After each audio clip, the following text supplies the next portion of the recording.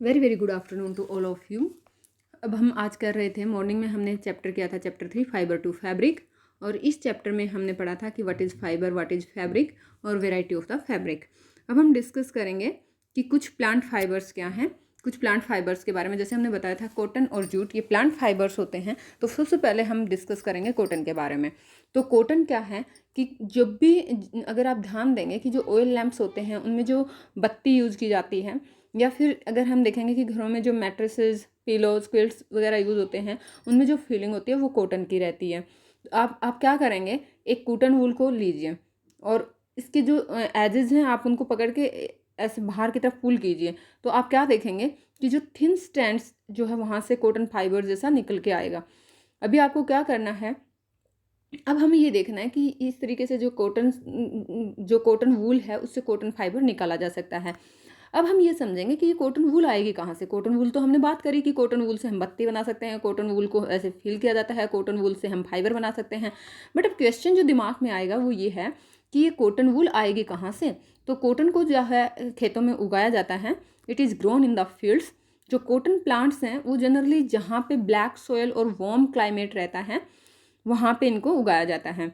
तो अगर हम हमारी कंट्री के, इंडिया की अगर हम कुछ स्टेट्स बताएं कि जहाँ पे कॉटन ग्रो की जाती है, तो मेनली गुजरात, महाराष्ट्र, हरियाणा, पंजाब, उत्तर प्रदेश, राजस्थान और आंध्र प्रदेश की कुछ जगह पे कॉटन को उगाया जाता है। जो कॉटन प्लांट का फ्रूट होता है उसको हम कॉटन बॉल्स बोलते हैं, और जो कॉटन बॉल्स है वो एक लेमन के साइज़ का होता है। जब ये कॉटन बॉल्स मैच्योर हो जाता है तो उसके बाद ये फट जाता है, और इसमें जो कॉटन फाइबर है वो कवर करके रखता है सीड को। उसके बाद ये जो कॉटन फाइबर है इसको हाथ से पिक करके बाहर निकाला जाता है। और जब ये जो कॉटन बॉल्स हैं वो जब हमारे फट जाते हैं तो जो उसमें से कॉटन फाइबर बाहर निकलते हैं, तो जो फील्ड है वो ऐसे दिखता है कि जैसे field is covered with snow. तो अभी क्या करेंगे, ये जो बॉल हमने निकाली, बॉल में जो कॉटन था उसको हाथ से पिक करके बाहर निकाल लिया, कॉटन को बाहर निकाल लिया। अब जो ये फाइबर्स, जैसे हमने बताया कि ये जो कॉटन बॉल्स थी इसके अंदर फाइबर भी है और इसके अंदर सीड भी है। तो अब ये जो फाइबर्स है और जो सीड है इसको सेपरेट किया जाता है बाय कॉम्बिंग। ये यहाँ पे जो फिगर 3.7 में दिखा रखा है कि ये कॉम्ब जैसा एक डिवाइस दिखा रखा है। तो जब हम इसको कॉम्ब करते हैं कॉटन फाइबर को, तो इसमें सीड और फाइबर को सेपरेट कर लेते हैं। तो the process of separation of seeds from the cotton fibre by combing, तो इस प्रोसेस को हम बोलते हैं गिनिंग ऑफ कॉटन। जो गिनिंग है वो ट्रेडिशनली हाथ से की जाती थी, बट आजकल जो है मशीन्स यूज होती हैं फॉर गिनिंग प्रोसेस। अब हम बात करेंगे जूट फाइबर के बारे में। तो जूट फाइबर हमें जूट प्लांट से मिलते हैं, और ये जूट प्लांट है, जूट प्लांट का ये जूट स्टेम है, स्टेम से जूट फाइबर निकाला जाता है। जूट जो है रेनी सीजन में इसको कल्टीवेट किया जाता है, और इंडिया में अगर हम बात करें तो वेस्ट बंगाल, बिहार, आसाम में मेनली जूट को उगाया जाता है। Jute plant is normally harvested जब ये फ्लावरिंग स्टेज में आ जाती है। जब जूट प्लांट के ऊपर फ्लावर्स आ जाते हैं तो इसकी कटाई कर ली जाती है। हार्वेस्ट का मतलब होता है इसको कट कर लेना। और जब इसकी हार्वेस्टिंग कर ली जाती है तो उसके बाद जो इसकी जो स्टेम्स है इसको पानी में भिगो के छोड़ दिया जाता है। कुछ दिनों के बाद ये जो स्टेम के ऊपर जो फाइबर रहेगा उसको स्टेम रोट से इजीली सेपरेट कर लिया जाता है। ये हाथ से, ये प्रोसेस जो है हाथ से कंप्लीट हो जाता है। अब ये हो गए हमारे जूट फाइबर, कॉटन फाइबर। अब इनसे फैब्रिक बनाने के लिए ये जो फाइबर्स हैं इनको पहले यार्न में कन्वर्ट किया जाता है। तो अब हम ये देखेंगे कि कैसे जो है फाइबर से यार्न बनाया जाता है, जो कि एक स्पिनिंग प्रोसेस होता है। तो सबसे पहले हम देखेंगे स्पिनिंग कॉटन यार्न। तो स्पिनिंग कॉटन यार्न, अब हम यहाँ पे एक्टिविटी 4 यहाँ पे हम क्या करेंगे कि एक हैंड में आप एक कॉटन वूल को पकड़ के रखिए और दूसरे हाथ से आप पिंच कीजिए दूसरे एंड को अपने थंब और 4 फिंगर से। तो जब आप उसको बाहर की तरफ पुल आउट करेंगे तो आपको, और उसको धीरे धीरे कॉन्टिन्यूसली ट्विस्ट करते रहिए, तो आप देखेंगे कि आपने एक यार्न बना दिया है। और it is a structure of yarn जो फिगर 3.9 में दिखाया है। अब ये जो process of making yarn from the fibre, इसको हम बोलते हैं स्पिनिंग। तो जो स्पिनिंग है इसमें हमने क्या किया, स्पिनिंग एक वो प्रोसेस है जिसमें हमने जो फाइबर है उसको ट्विस्ट किया और उसको यार्न में बदल दिया, क्योंकि जब हम कॉटन वूल को पुल आउट करते हैं तो उससे बहुत सारे फाइबर्स निकलते हैं, और जब हम उसको ट्विस्ट कर देंगे, स्पिन कर देंगे, तो वो एक यार्न बना देते हैं। तो fibres from a mass of cotton wool are drawn out and twisted और this bring the fibre together to form a yarn. तो यहाँ तक क्लियर हुआ कि यार्न कैसे बनता है। अब यार्न बनाने के लिए एक जो सिंपल डिवाइस है ये यहाँ पे दिखाया गया है, टकले। इसमें हम क्या करेंगे, ये जो इसका यहाँ पे एक जो इसका जो एंड दिखा रखा है, इसकी जो नोक दिखा रखी है, यहाँ पे हम कॉटन वूल को रखेंगे और धीरे धीरे इसको बाहर की तरफ पुल करेंगे और इसको ट्विस्ट करेंगे तो हमारा कॉटन यार्न जो है बन जाएगा। जो दूसरा हैंड ऑपरेटेड डिवाइस है स्पिनिंग के लिए वो है चरखा। तो चरखा जो है, अगर हम बात करें चरखा की, अगर हम बात करें नेशनल फादर महात्मा गांधी, उन्होंने चरखे को बहुत पॉपुलराइज किया ड्यूरिंग अवर इंडिपेंडेंस मूवमेंट। जब हमारा आज़ादी के लिए संघर्ष चल रहा था, at that time Mahatma Gandhi ने लोगों को एनकरेज किया कि वो जो है अपने यहाँ अपने देश में होने वाली कॉटन से फाइबर बनाएं और उस फाइबर्स को ये जो चरखे की मदद से उसको यार्न बनाएं, उसको फाइबर को यार्न में कन्वर्ट करें, मतलब चरखे से अपना कपड़ा बनाएं, खादी बनाएं और उसके बाद उससे फैब्रिक बना के उसके अपने कपड़े पहने। और जो इंग्लैंड से ब्रिटेन से जो आ रहा था इम्पोर्टेड कपड़ा, उसको आप बहिष्कार करें, ऐसा गांधी जी ने लोगों को मैसेज भेजा। और इसको पॉपुलराइज करने के लिए, प्रमोट करने के लिए खादी जो महात्मा गांधी ने ये मूवमेंट चलाया था। तो अभी जो गवर्नमेंट ऑफ इंडिया है उसने 1956 में एक khadi and village industry commission करके एक बॉडी कॉन्स्टिट्यूट की। तो it was all about khadi and village industry commission that was established in 1956 by the government of India and it was mainly established to popularize and promote the khadi। अब जो yarn की spinning है वो ये तो अगर हम जो हैंडमेड डिवाइस है उनसे करते हैं तो वो हम कर सकते हैं एक स्मॉल स्केल पे, बट जब हमें लार्ज स्केल पे करनी हो, क्योंकि बहुत सारा कपड़ा चाहिए, इंडिया की पॉपुलेशन तो बहुत हाई है और इवन हम इसको जो है एक्सपोर्ट भी कर सकते हैं।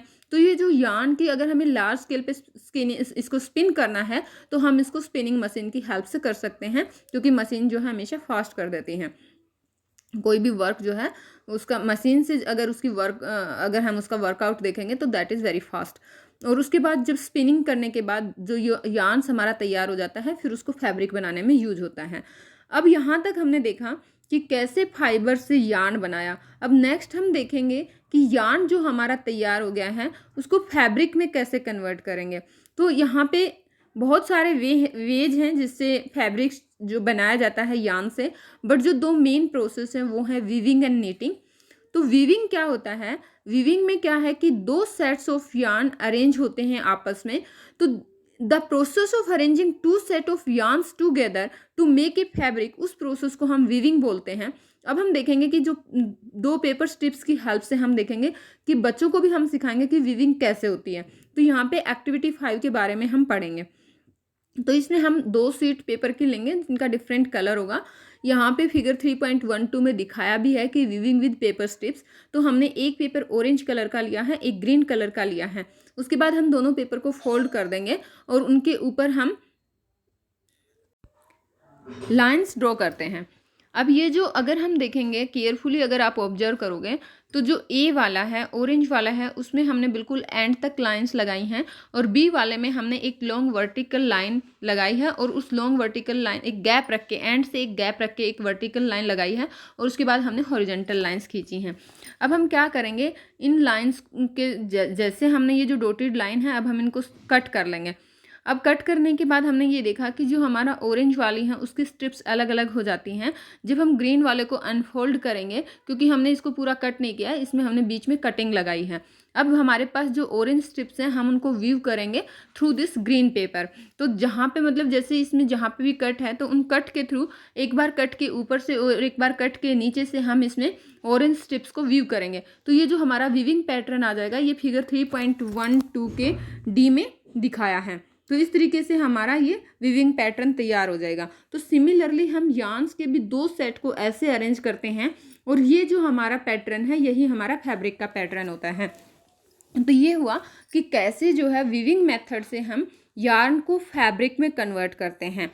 अब ये जो यहाँ पे दिखाया गया है ये एक हैंडलूम है, मतलब बिल्कुल सिमिलर मैनर में हम 2 सेट्स ऑफ यार्न को वूव करते हैं और एक फैब्रिक बनाते हैं। तो ये जो यार्न्स हैं ऑब्वियसली ये जो है बहुत पेपर स्ट्रिप्स के कंपैरेटिवली बहुत थिन रहते हैं, और जो वीविंग ऑफ फैब्रिक है वो लूम्स पे की जाती है। और ये जो लूम्स हैं ये हैंड ऑपरेटेड भी हो सकते हैं और मशीन से भी ऑपरेट हो सकते हैं, जिनको पावर ऑपरेटेड बोलते हैं। तो this is all about a weaving method to convert the yarn into fabric. Now जो सेकेंड मेथड है दैट इज निटिंग। निटिंग क्या है कि जैसे अभी कभी आपने स्वेटर को देखा होगा कि स्वेटर कैसे बुनती है, मतलब जैसे वीविंग में हमने देखा कि 2 सेट्स ऑफ यार्न जो है अरेंज हैं एक दूसरे के साथ, बट निटिंग में एक सिंगल यार्न होता है। एक पीस ऑफ फैब्रिक को बनाने के लिए एक सिंगल यार्न यूज किया जाता है। अगर आपने कभी अगर कोई पेयर ऑफ सॉक्स फट जाता है तो उससे अगर हम किसी यार्न को पुल आउट करेंगे तो क्या होगा, एक सिंगल यार्न जो है वो कॉन्टिन्यूसली पुल आउट होता है जैसे फैब्रिक अनरेवेल्ड होता है। तो जो सॉक्स हैं, स्वेटर्स हैं, मैनी अदर क्लोथिंग आइटम्स आप देखेंगे कि उनमें नीटेड मेथड से फैब्रिक्स तैयार किया गया है। और जो नीटिंग है वो हाथ से भी की जा सकती है, मशीन से भी की जा सकती है। अब यहाँ पे क्या है, पहेली के दिमाग में क्या आता है, पहेली ये जानना चाहती है कि कुछ फाइबर ऐसे भी होंगे कि जो नारियल जो कोकोनट होता है उसकी जो आउटर कवरिंग होती है, क्या उससे भी कुछ फैब्रिक बनाए जाते हैं? और अगर ऐसे कुछ फैब्रिक होते हैं तो आप बताइए कि उनको कहाँ यूज किया जाता है। तो ऐसा आप थोड़ा सोचिए, अपने पेरेंट्स से डिस्कस कीजिए, कमेंट बॉक्स में लिखिए। यहाँ हमने पढ़ा कि weaving and knitting they are used for making different kinds of the fabric. तो ये जो फैब्रिक्स हैं ये जो अब हम different kinds of the clothes, variety of clothes in fabric से बना सकते हैं। अब हम यहाँ पे थोड़ी सी क्लोथिंग मटेरियल की हिस्ट्री डिस्कस करना चाहेंगे। तो क्लोथिंग मटेरियल के बारे में अगर हम बात करें तो बिल्कुल जो एंशियंट टाइम में हम देखेंगे तो वहाँ पे मतलब बॉडी को कवर करने के लिए क्या यूज होता था। तो अगर उस टाइम में लोग जो है क्या करते थे, जैसे बार्क जो पेड़ की छाल होती है या big leaves of the trees या फिर एनिमल स्किन्स एंड फर्स, वो अपनी बॉडी को कवर करने के लिए यूज करते थे। फिर उसके बाद क्या हुआ, जैसे ही एग्रीकल्चरल कम्युनिटी में सेटल होना शुरू किया लोगों ने, तो उन्होंने सीखा कि जो ट्विग्स हैं और ग्रासेज हैं, ट्विग्स का मतलब होता है जो पतली पतली टहनियाँ होती हैं, तो उनको उन्होंने वीव करना शुरू किया। वीव वाला मेथड जैसे हमने देखा था पेपर की हेल्प से कि कैसे वीविंग होता है, तो ऐसे उन्होंने ट्विग्स और ग्रास को वीव करना सीखा और उनसे मैट और बास्केट बनाने शुरू किए, उनसे अपने बॉडी पार्ट्स को कवर करना शुरू किया। जो वाइन्स, एनिमल फ्लीस और जो हेयर्स थे उनको ट्विस्ट करना शुरू किया, लंबे लंबे स्टैंड्स निकालने शुरू किए और फिर ऐसे फैब्रिक में उनको कन्वर्ट करना शुरू किया। और वो जो फैब्रिक्स थे वो अपने डिफरेंट बॉडी पार्ट्स को कवर करने के लिए यूज़ किया। अब जो इंडिया की अगर हम बात करें, जब इंडिया का हमारा जो अर्ली इंडियंस थे वो जो है कॉटन फैब्रिक्स यूज़ करते थे, और जो कॉटन है वो गंगा रिवर के आसपास वाले रीजन में उस टाइम में ग्रो किया जाता था। अब एक प्लांट होता है फ्लैक्स, फ्लैक्स को भी जो है as a natural fibre use किया जाता है। और जो फ्लैक्स है, इन एंशियंट इजिप्ट में कॉटन और फ्लैक्स कल्टीवेट किए जाते थे near the river Nile, and ये जो है फैब्रिक्स बनाने के लिए यूज़ होते थे।